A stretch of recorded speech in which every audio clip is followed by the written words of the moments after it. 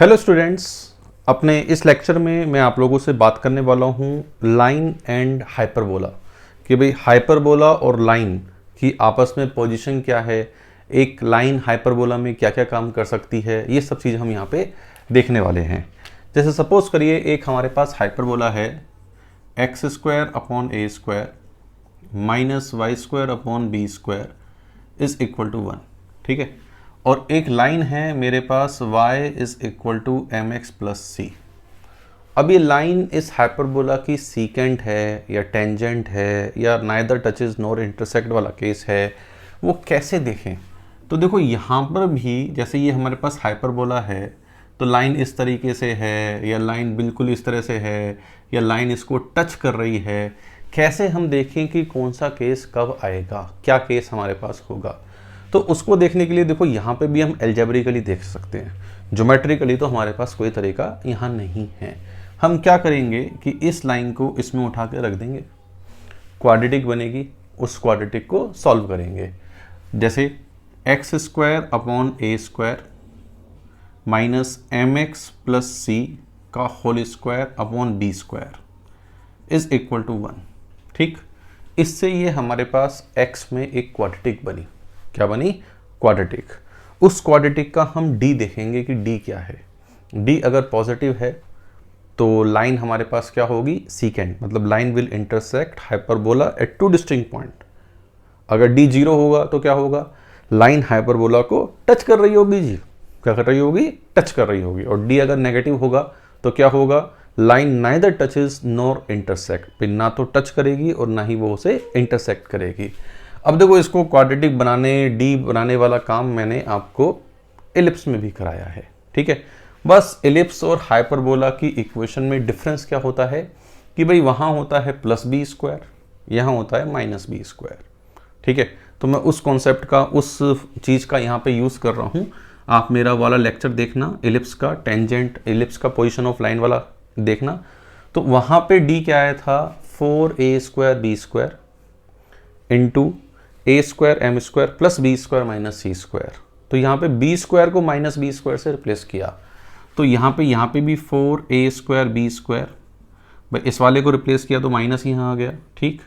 और आगे क्या था? ए स्क्वायर एम स्क्वायर, यहाँ प्लस बी स्क्वायर था, यहाँ पे माइनस बी स्क्वायर लिख दिया, माइनस सी स्क्वायर। तो ये हमारे पास इस डी की कैलकुलेशन आ गई कि डी हमारे पास ये होना चाहिए। अब लाइन, भाई देखना, आप इसको क्वाड्रेटिक बनाना, क्वाड्रेटिक का डी निकालना, तो आपको डी यही मिलने वाला है। आप आराम से करना, डी आपको यही मिलेगा। तो डी बराबर minus 4a square B square, A square M square plus minus B square minus C square. अब देखो अगर ये चीज़ पॉजिटिव हुई, अब ये चीज़ पॉजिटिव हुई तो ये चीज़ नेगेटिव होनी चाहिए, भाई नेगेटिव इंटू नेगेटिव तभी पॉजिटिव होगा। तो ये चीज़ नेगेटिव होने के लिए सी स्क्वायर जो है ए square M square minus B square से बड़ा होना चाहिए। तो अगर C square A square M square minus B square से बड़ा है तो लाइन हाइपरबोला को दो डिस्टिंक्ट पॉइंट पे काटेगी। ये अलग केस, दो डिस्टिंक्ट पॉइंट पे काटेगी तो वो हमारे पास क्या कहलाएगी? सीकेंट और कॉर्ड। हम इसे बोल सकते हैं कि दिस वन इज सीकेंट और chord. Chord is segment and secant is line. कि line will intersect hyperbola at two distinct point, ठीक है। अच्छा, अगर सी स्क्वायर बराबर ए square M square minus B square हो गया तो इसका मतलब डी कितना हो गया जी? 0। डी अगर 0 हो गया तो इसका मतलब क्या है? Line will touches the hyperbola. तो हमारे पास क्या है? ये केस है टेंजेंट का, कि लाइन हाइपरबोला को टच कर रही होगी। ये केस हो गया हमारे पास टेंजेंट का। और अगर हमारे पास C square A square M square minus B square से छोटा हो गया तो लाइन का केस क्या आएगा? नाइदर टचेस नॉर इंटरसेक्ट, कि भाई ना तो उसे टच करेगी, नाइदर टचेस नॉर इंटरसेक्ट, कि ना तो उसे टच करेगी और ना ही वो उसे इंटरसेक्ट कर रही होगी। तो किसी भी लाइन की अगर हमें पोजीशन देखनी है तो हम इस तरीके से पोजीशन देख सकते हैं कि C square A square M square minus B square से बड़ा हुआ तो लाइन सीकेंट या कोड होगी, और अगर बराबर हुआ तो लाइन टेंजेंट होगी। जैसे सपोज करो मेरे पास एक हाइपरबोला है x square upon 9 minus Y square upon 5 is equal to 1। ये मेरे पास हाइपरबोला है, ठीक है। अब मैं कहता हूं कि एक लाइन है y is equal to X plus lambda, ठीक। For what value of lambda this line is secant to this hyperbola. This line is secant, ये लाइन हमारे पास सीकेंट टू हाइपरबोला, कि लाइन हमारे पास हाइपरबोला की सीकेंट है। अब लाइन हाइपरबोला की सीकेंट है तो अगर हम c देखें तो c लैम्डा है, तो c स्क्वायर मतलब lambda square that should greater then a square. a square is what 9, m square, m इसका कितना है 1, m is 1 minus b square, b square कितना हो गया 5। तो लैम्डा स्क्वायर 9 माइनस 5 मतलब 4, lambda square minus 4 should greater then 0। तो इसके फैक्टर कर लेंगे, फैक्टर क्या होंगे lambda minus 2 lambda plus 2 that should greater then 0। तो वेवी कर्व से देखेंगे तो लैम्डा क्या आएगा माइनस इन्फिनेटिव से माइनस 2 यूनियन 2 से लेके इन्फिनेटिव, कि भाई लैम्डा इस इंटरवल में हुआ तो ये लाइन हमारे पास क्या होगी, इसकी सीकेंट होगी, ठीक है। ये लाइन हमारे पास क्या होगी सीकेंट। अब यहाँ पे बात ये आती है कि भाई जैसे मैं एक छोटा सा क्वेश्चन आपसे ये पूछता हूँ कि भाई जैसे ये लाइन है ना, क्या ये लाइन में क्वेश्चन हटा रहा हूँ, क्या कोई लाइन भाई जैसे ये हाइपरबोला है, ठीक है, क्या कोई लाइन इस तरह से हो सकती है कि भाई 2 बार यहाँ काटे तीसरी बार यहाँ काट दे, या फिर कोई ऐसी लाइन हो सकती है कि भाई ये हाइपरबोला हो गया, ठीक है, 2 बार यहाँ काट रही हो और 2 बार यहाँ काट रही हो, या फिर ऐसा केस हो सकता है कि ये लाइन यहाँ पे टच करे और यहाँ पे इसे 2 बार काटे,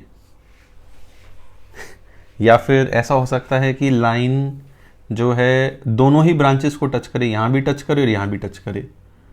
क्या ऐसी कोई लाइन हो सकती है जिसमें ये केस 1, ये केस 2, ये केस 3, ये केस 4 आ सकता है? सोचो कि भाई ऐसे चारों केस वाली कोई लाइन हो सकती है क्या? भाई डायग्राम तो मैंने बना दी है, लेकिन डायग्राम में कौन सा हाइपरबोला मैंने एक्यूरेट बनाया है? हाइपरबोला तो मैं पेन मार्कर से ही ड्रॉ कर रहा हूँ। तो क्या ऐसा हो सकता है?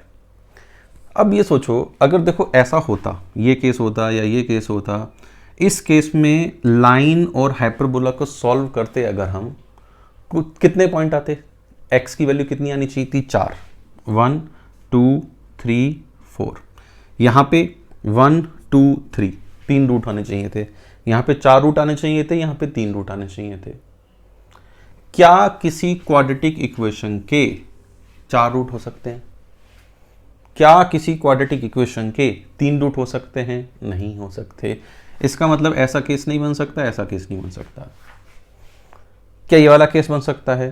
भाई 2 बार यहाँ काटे, अब देखो 2 बार यहाँ काटे, 1 बार यहाँ टच करे, तो ये 2 तो अलग अलग रूट हो गए, और ये रिपीटेड रूट मतलब 2 रूट यहाँ हो गए, तो वापस कितने रूट हो गए? 4। किसी क्वाड्रेटिक के 4 रूट हो सकते हैं क्या? नहीं।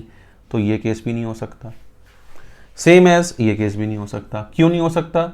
यहां पे टच कर रही है मतलब 2 रिपीटेड रूट यहां पर हैं, यहां पे टच कर रही है मतलब 2 रिपीटेड रूट यहां पर हैं। वापस क्वाड्रेटिक इक्वेशन के कितने रूट हैं? 4 रूट हैं। तो ऐसा केस हमारे पास नहीं हो सकता, ऐसा केस हमारे पास नहीं हो सकता। तो ये चारों केस दिमाग में बच्चों के आते हैं, लेकिन ये चारों केस पॉसिबल नहीं है। इसके बाद यहां पे हमारे पास आता है पोजीशन ऑफ लाइन डिस्कस करने के बाद इक्वेशन ऑफ टेंजेंट, कि भाई टेंजेंट की इक्वेशन क्या है? What is the equation of tangent? Equation of tangent. अब इक्वेशन ऑफ टेंजेंट में नंबर 1 है अपने पास पॉइंट फॉर्म। पॉइंट फॉर्म सबसे आसान है, मतलब at x1 y1 point tangent की इक्वेशन हमारे पास क्या होगी? सिंपल भैया, बहुत टाइम से करा रहा हूँ। क्या होगी? एक्स एक्स वन अपॉन ए square minus Y Y one upon B square बराबर 1। एक्स स्क्वायर को एक्स एक्स वन से, वाई स्क्वायर को वाई वाई वन से रिप्लेस करेंगे तो हमारे पास किसकी इक्वेशन आ जाएगी? टेंजेंट की इक्वेशन आ जाएगी। ठीक है, मैं नॉर्मल की भी यहीं पर बताऊंगा, लगे हाथों। Number 2, parametric form. Parametric form, parametric form मतलब a sec theta, parametric coordinate क्या होते हैं? A sec theta b tan theta. तो a sec theta comma b tan theta पे टेंजेंट की इक्वेशन क्या होगी? अब देखो, x1 को लिखना है ए सेक थीटा, y1 को लिखना है बी टेन थीटा। तो हमारे पास क्या आएगा? x upon a sec theta minus y upon b tan theta बराबर 1। This is equation in parametric form. जब हमें लोकस वाले क्वेश्चन निकालने हो तो हम इससे निकालते हैं। ठीक। Number 3, slope form. Slope form, slope form अभी देखी है हमने, मतलब m स्लोप की लाइन जो इसकी टेंजेंट हो। तो सी स्क्वायर कितना आया था? A square M square minus B square. तो यहाँ पे y बराबर m x plus minus under root a square M square minus B square होना चाहिए। ठीक, कि y बराबर m x plus minus under root a square M square minus B square होना चाहिए। तब हमारे पास क्या आता है यहाँ पे? रियल मतलब टेंजेंट ये हमारे पास होती है स्लोप फॉर्म में। अब देखो, यहाँ पे अंडर रूट के अंदर आ रहा है ए square M square minus B square. इसका मतलब रियल टेंजेंट होने के लिए ऐसा नहीं कि कोई भी स्लोप रियल टेंजेंट दे देगा ना। रियल टेंजेंट होने के लिए ये चीज़ पॉजिटिव होनी चाहिए। जीरो होने पे वो एसिम्प्टोट होती है, वो अपने सिलेबस में नहीं है, तो बस मैं सीधे पॉजिटिव वाला बताता हूं कि for real tangents m square जो है बी स्क्वायर अपॉन ए स्क्वायर से बड़ा होना चाहिए। मतलब m should greater than b upon a और m should less than minus b upon a. मतलब लाइन का जो स्लोप है वो या तो बी अपॉन ए से ज़्यादा होना चाहिए, तब हमारे पास रियल टेंजेंट होगी, या लाइन का जो स्लोप है वो हमारे पास माइनस बी अपॉन ए से कम होना चाहिए। अगर ऐसा है तभी हमारे पास रियल टेंजेंट होती है। अगर ऐसा नहीं है तो देखो, अंडर रूट के अंदर नेगेटिव आ जाएगा। अंडर रूट के अंदर नेगेटिव आ जाएगा तो हमारे पास जो टेंजेंट है वो रियल नहीं होगी, है ना। तो एम बी अपॉन ए से ज़्यादा होना चाहिए या एम माइनस बी अपॉन ए से कम होना चाहिए। ऐसा नहीं कि हम किसी भी स्लोप की यहाँ टेंजेंट ले सकते हैं। यहाँ पे हमारे पास टेंजेंट का स्लोप लिमिटेशन है। अब देखो, टेंजेंट की इक्वेशन लिख ली। ये तो हमारे पास 3 फॉर्म हो गई टेंजेंट की, बिल्कुल सेम एज हमने इलिप्स में भी पढ़ी थी कि भाई टेंजेंट की इक्वेशन हमारे पास क्या है। मैं लगे हाथों यार नॉर्मल भी पढ़ाता हूँ। Equation of normal, equation of normal कि भाई नॉर्मल की इक्वेशन क्या है। नॉर्मल में नंबर 1 पॉइंट फॉर्म। आप मेरे इलिप्स के लेक्चर जरूर देख लेना ये पढ़ने से पहले, वरना आपको लगेगा कि अरे सर ये कैसे लिख दिया, है ना। नॉर्मल की इक्वेशन लिखने के लिए मैंने बताया था कि है एक ऐसी लाइन जो इसके परपेंडिकुलर है, उसको कैसे लिखेंगे। एक्स का जो कोफिशिएंट यहाँ पर है टेंजेंट का, उनको रेसिप्रोकल कर दो। वाई का जो कोफिशिएंट है उसको रेसिप्रोकल कर दो, और बीच में अगर प्लस है तो माइनस कर दो, माइनस है तो प्लस कर दो। ठीक बात, कि भाई जैसे हमारे पास ये एक लाइन है a x plus b y is equal to c lambda, तो x upon a minus y upon b बराबर लेमडा डैश। ये दोनों लाइन एक दूसरे के परपेंडिकुलर लाइन है, ठीक है।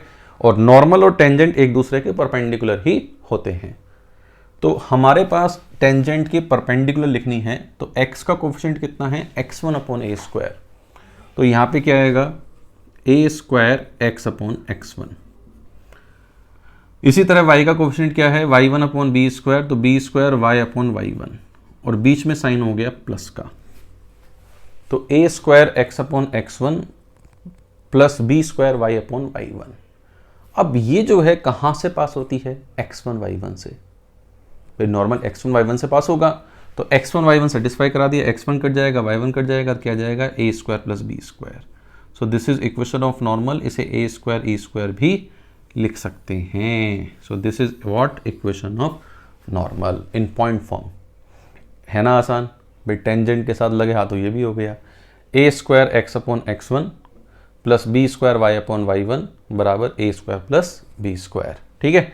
Number 2 parametric form.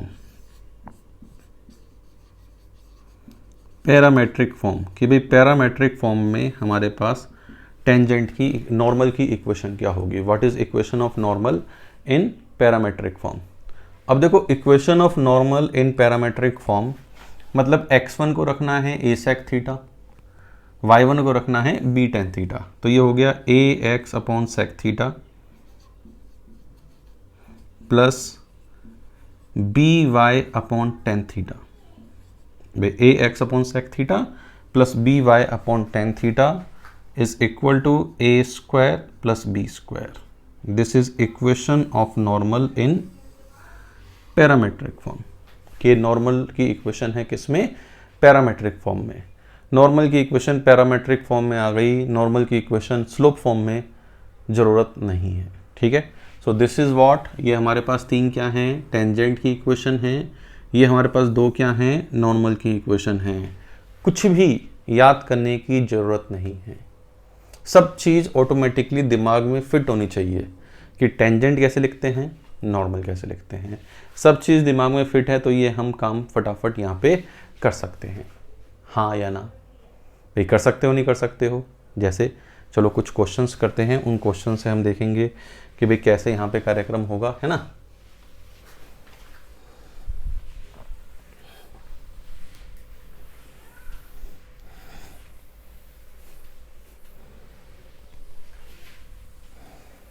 जैसे पहला क्वेश्चन हमारे पास है कि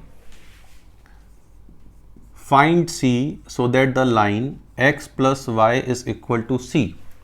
हमें c की वैल्यू बतानी है कि हमारे पास जो लाइन है x plus y is equal to c touch hyperbola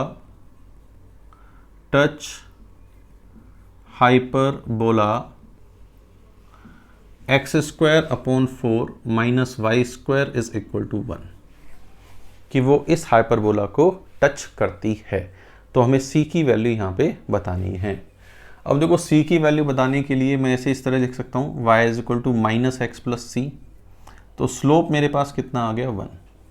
ठीक। तो c में कंडीशन क्या है कि c स्क्वायर बराबर a square M square minus B square. तो c स्क्वायर बराबर a square M square minus B square. a square कितना हो गया 4, एम स्क्वायर कितना हो गया 1, माइनस बी स्क्वायर कितना हो गया 1। तो सी स्क्वायर कितना हो गया 3। सी स्क्वायर 3 हो गया तो what is the value of c. C आ गया हमारे पास प्लस माइनस रूट 3, कि भाई सी की वैल्यू हमारे पास कितनी है, प्लस माइनस रूट 3 के इक्वल है। ठीक है। एक क्वेश्चन और करते हैं भाई, एक क्वेश्चन और करते हैं। जैसे एक क्वेश्चन हमारे पास है फाइंड, देखिए find the point of contact, find the point of contact if, find the point of contact if 3x minus root 7y minus 9 is equal to 0। If 3x minus root 7y minus 9 is equal to 0 is tangent to x square upon 16 minus y square upon 9 is equal to 1। अगर ये line इस की tangent है तो point of contact हमें बताना है कि भाई पॉइंट ऑफ कांटेक्ट हमारे पास क्या होगा। तो पहले देख लो कि ये है या नहीं है ना। मेरे हिसाब से तो पहले देख लेना चाहिए कि टेंजेंट है या नहीं है। जैसे y बराबर 3 बाय रूट 7 एक्स और माइनस 9 बाय रूट 7 ये आएगा। तो यहाँ पे अगर m देखें तो m ये है, c ये है, तो c स्क्वायर कितना हो गया हमारे पास 81/7। c स्क्वायर कितना हो गया 81/7। और अगर मैं यहाँ पे कंडीशन देखूँ कि a square M square minus B square, तो ए स्क्वायर कितना है 16, एम स्क्वायर कितना हो गया 9/7, माइनस बी स्क्वायर कितना है -9। ठीक बात। तो 9 इसमें से कॉमन ले लिया, 16/7 -1 तो ये हो गया 9/7, मतलब 81/7। बढ़िया, दोनों चीज़ बराबर आ रही हैं, इसका मतलब लाइन क्या है, इसकी हमारी टेंजेंट है कि लाइन इज टेंजेंट। अब लाइन हमारे पास टेंजेंट आ गई बच्चों, पॉइंट ऑफ कॉन्टैक्ट बताना था हमें। तो वैसे मान लेते हैं पॉइंट ऑफ कॉन्टैक्ट है x1 y1, भाई मान लो पॉइंट ऑफ कॉन्टैक्ट क्या है x1 y1 है। तो x1 y1 पे टेंजेंट की इक्वेशन क्या होगी, x1/16 minus y1/9 is equal to 1। कि भाई टेंजेंट की इक्वेशन ये होगी x1/16 minus y1/9 is equal to 1। अब जो लाइन है वो दे क्या रखी है 3x minus √7y is equal to 9। ठीक, अब दोनों एक ही टेंजेंट की इक्वेशन है भाई, ये और ये दोनों सेम टेंजेंट है हमारे पास, तो कंपेयर कर लेते हैं। तो x1/16 इंटू 3 बराबर y1/9 इंटू √7 बराबर 1/9। ठीक बात। तो यहाँ से x1 मेरे पास कितना आ रहा है 16/3 और y1 कितना आ रहा है √7। इसका मतलब पॉइंट ऑफ कॉन्टैक्ट मेरे पास कितना आ गया 16/3 √7 कि पॉइंट ऑफ कॉन्टैक्ट मेरे पास ये आ गया 16/3 √7। ठीक बात। चलिए, तो ये हमारे पास एक क्वेश्चन हुआ जो हमारे पास किसका था, टेंजेंट का। अब देखो टेंजेंट से ही रिलेटेड कुछ प्रॉपर्टी होती है, टेंजेंट से ही रिलेटेड कुछ प्रॉपर्टी होती हैं। जैसे ये प्रॉपर्टी हमारे पास इलिप्स में भी थी, ठीक है, और यहाँ पे भी हैं, तो यहाँ पे हम सीधे प्रॉपर्टी लिख लेते हैं, प्रॉपर्टी सीधे मेंशन कर लेते हैं। लिख लो, पहली प्रॉपर्टी है product of perpendiculars from foci upon any tangent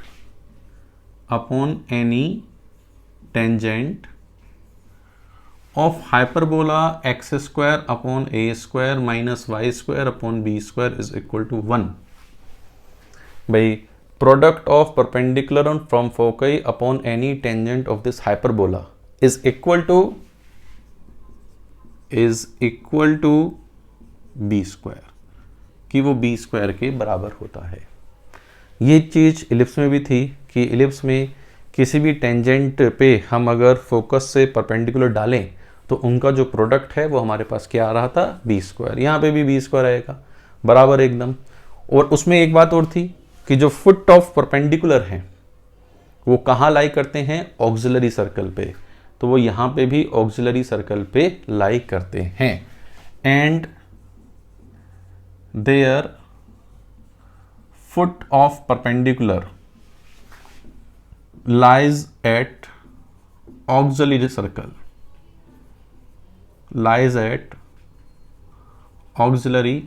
circle कि वो ऑक्सिलरी सर्कल पे हमारे पास होंगे, lies at auxiliary सर्कल। ठीक बात। चलिए, तो ये हो गया प्रॉपर्टी नंबर 1। एक प्रॉपर्टी नंबर 2 है the portion of tangent between point of contact and directrix. लिख लीजिए, the portion of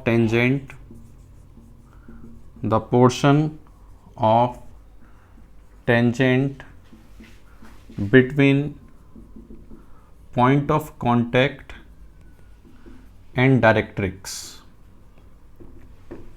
subtend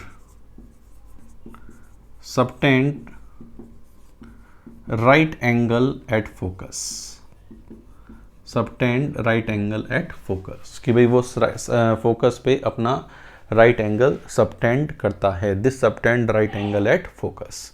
तो ये हमारे पास बात है कि भाई the portion of tangent between point of contact and directrix subtend right angle at focus. ठीक बात, कि भाई राइट एंगल पे वो हमारा फोकस पे राइट एंगल सबटेंड करता है।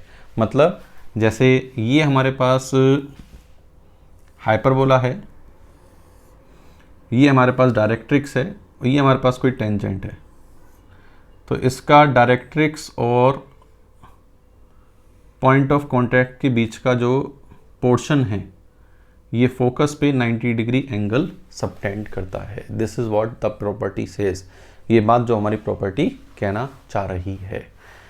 अब ये हमारे पास बात है बच्चों टेंजेंट की, कि टेंजेंट से रिलेटेड क्या प्रॉपर्टी है, और यहाँ पे सारे रिजल्ट लगभग एलिप्स की तरह ही हैं। तो अगर हमने एलिप्स ढंग से पढ़ा है तो टेंजेंट का कॉन्सेप्ट भी हमने ढंग से पढ़ा है। इसमें एक कॉन्सेप्ट और हमारे पास आता है डायरेक्टर सर्कल। एक कॉन्सेप्ट और हमारे पास किसका आता है, डायरेक्टर सर्कल, वो भी टेंजेंट से ही रिलेटेड है, इसलिए मैं यही बता रहा हूं कि डायरेक्टर सर्कल क्या है। डायरेक्टर सर्कल, तो what is this director circle? Locus of point of intersection of perpendicular tangents. Locus of point of intersection of perpendicular tangents, कि भाई जैसे ये हमारे पास हाइपरबोला है, तो ये एक टेंजेंट हो गई, ये एक दूसरी टेंजेंट हो गई जो इसकी परपेंडिकुलर है, जो इसके ये परपेंडिकुलर टेंजेंट हो गई है ना। तो इस पॉइंट का लोकस हमारे पास क्या है, डायरेक्टर सर्कल। अब देखो वैसे तो एलिप्स में हमने डायरेक्टर सर्कल निकाला था क्या, x square plus y square is equal to a square plus B square. ठीक, तो खोपड़ी का यूज करो और बताओ यहाँ पे क्या होगा। यहाँ पे बी स्क्वायर को हम किससे रिप्लेस कर रहे हैं हर जगह, माइनस बी स्क्वायर से। तो खोपड़ी का प्रयोग करके बताओ कि डायरेक्टर सर्कल की इक्वेशन क्या होगी। आ गया दिमाग में, क्या होगा, क्या होगा, x square plus y square is equal to what, a square minus B square. इसे करना कैसे है, वैसे ही जैसे हमने वहाँ पे किया था। मान लो टेंजेंट की इक्वेशन है y is equal to M x plus minus under root a square M square minus B square. ठीक, मान लो ये h कोमा k से पास होती है, ये पॉइंट है h कोमा k जहाँ से ये पास होती है, h कोमा k से पास करा दिया तो k माइनस एम एच बराबर plus minus under root a square M square minus B square. दोनों का हमने स्क्वायर कर दिया, दोनों का हमने स्क्वायर करा तो k square M square h square minus a square, ठीक है, माइनस 2kh इंटू एम, ठीक, plus k square plus B square बराबर 0। ठीक बात, ये हमारे पास आ गया। अब यहां पे इसके दो स्लोप होंगे m1 m2, यहां पे इसके दो स्लोप होंगे m1 m2, दो रूट्स होंगे m1 m2। जो रूट्स हैं वो इन टेंजेंट के स्लोप हैं m1 m2, और ये टेंजेंट्स कैसी हैं, परपेंडिकुलर, कि these two tangents are perpendicular tangents. तो ये टेंजेंट अगर परपेंडिकुलर टेंजेंट हैं, वे टेंजेंट्स हमारे पास कैसी हैं, परपेंडिकुलर टेंजेंट्स हैं। तो परपेंडिकुलर टेंजेंट्स अगर हम हैं हमारे पास, तो product of roots m1 into m2 -1 होना चाहिए। तो k square plus B square upon h square minus a square बराबर -1। तो उससे हमारे पास क्या आया, h square plus k square बराबर ए स्क्वायर माइनस बी स्क्वायर। या फिर डायरेक्टर सर्कल की इक्वेशन क्या आ गई, x square plus y square बराबर ए square minus B square. So this is equation of director circle. Director circle real कब होगा, जब ए बी से बड़ा होगा। इसका मतलब ऐसे पॉइंट तभी एग्जिस्ट करेंगे जहां से हम परपेंडिकुलर टेंजेंट ड्रॉ कर सकते हैं, जब ए हमारे पास बी से बड़ा है। ए अगर बी से बड़ा नहीं है तो डायरेक्टर सर्कल रियल नहीं है। डायरेक्टर सर्कल रियल नहीं है, इसका मतलब ऐसे पॉइंट्स हमारे पास नहीं हैं जहां से हम परपेंडिकुलर टेंजेंट ड्रॉ कर पाए, सिंपल। तो x square plus y square बराबर ए square minus B square, this is equation of director circle. तो ये सारी बातें किसमें थी, लाइन और हाइपरबोला, कि भाई लाइन और हाइपरबोला में टेंजेंट क्या है, उसकी पोजीशन को कैसे डिस्कस करते हैं, उनकी इक्वेशंस को कैसे लिखते हैं, और टेंजेंट की इक्वेशन लिखी तो नॉर्मल की इक्वेशन कैसे लिखते हैं। भाई टेंजेंट और नॉर्मल कोई अलग अलग चीज़ नहीं है, टेंजेंट और नॉर्मल दोनों सेम ही चीज़ है, ठीक है। तो टेंजेंट की इक्वेशन, नॉर्मल की इक्वेशन, टेंजेंट से रिलेटेड प्रॉपर्टी, ये सारी बात मैंने आपकी इस लेक्चर में कवर की है। उम्मीद करता हूँ हाइपरबोला का ये लेक्चर भी आपको अच्छा लगा होगा, और आपको अगर अच्छा लगा है तो आप इसे औरों तक और बच्चों तक खूब शेयर करें। जितना शेयर करेंगे उतना मेरा जो मोटिव है वो सक्सेसफुल होगा। Thank you very much.